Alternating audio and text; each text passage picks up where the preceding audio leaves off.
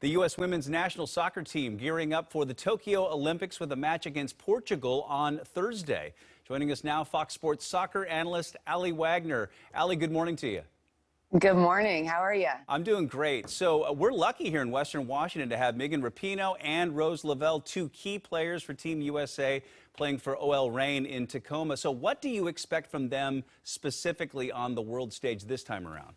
Yeah, no, I'm glad you brought them up, actually. With Rose Lavelle in particular, her move to OL Reign was really timely because she wasn't seeing much playing time abroad with Manchester City. She's already come back in and made a real big impact on that squad. And I think you're actually seeing the two of them develop a really nice chemistry. So I'm curious to see if Vlatko does tinker around and perhaps put Rose Lavelle on that left side where she can partner up with a Megan Rapinoe, and those two can really go to work and look to dissect the opposition. But I think when you look at Rose Lavelle, I mean, she's one of the most creative 10s in the world. She can break down players on the dribble, but also with that final pass. So if you look at her skill set and how it can actually highlight Megan Rapinoe, it's going to be about getting Megan Rapinoe isolated 1v1 with the ball at her feet, because that's where she does her damage, where she can go at players. So I think when you look at this U.S. team, I mean, those are two key players that Vlatko Andonovski is going to turn to, in preparation for the Olympics, and then once the games start. So you know very well that Team USA is a marked team. They're the champs, and when the Americans play Portugal or anybody else, they are going to get that team's very best game. So how do they stay on top year after year, tournament after tournament?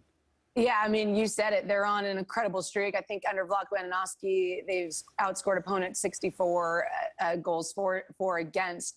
And the reality is you stay on top with mentality. That's what set apart, I think, this program year after year. When I played and through, I think, the transition to each generation. But we also have to continue to develop players. So you're talking about bringing younger players in. Well, Rose Lavelle is one of those players that has certainly come onto the scene and made an indelible mark.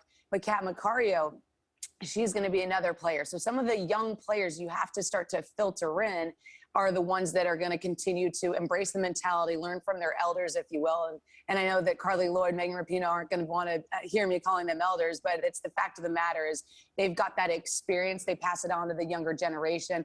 And we've just been good about turning that next generation around and around and around to stay on top. Yeah, it'll be interesting to see which younger players kind of make their mark in this tournament and in international play moving forward. And you're a busy lady right now. You're also calling the Copa America men's tournament, featuring some of the best performers on the planet, Ronaldo, Messi. I mean, that's going to be a lot of fun to watch. Oh, yeah, it's going to be killer. I mean, they're finishing up their qualifiers today, or at least for this international break. And then they're going right into Copa America. And, I mean, it hasn't been an easy path for them. Initially, it was going to be hosted in Colombia, Argentina. They've actually pulled it out of both of those countries. Now it's going to be hosted in Brazil. And they are the favorite, I think, going into this tournament. Won it in 2019. And you're going to see some of the big names, like you said, with Neymar, with Messi.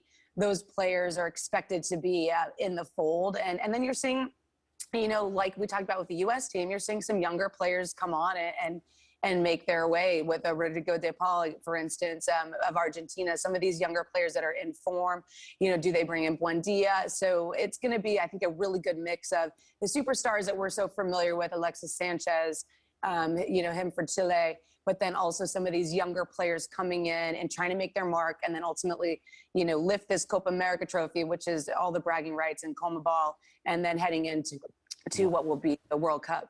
And I am stoked. Aly Wagner, thank you so much for joining us this morning. Thanks for having me, Bill. Appreciate it.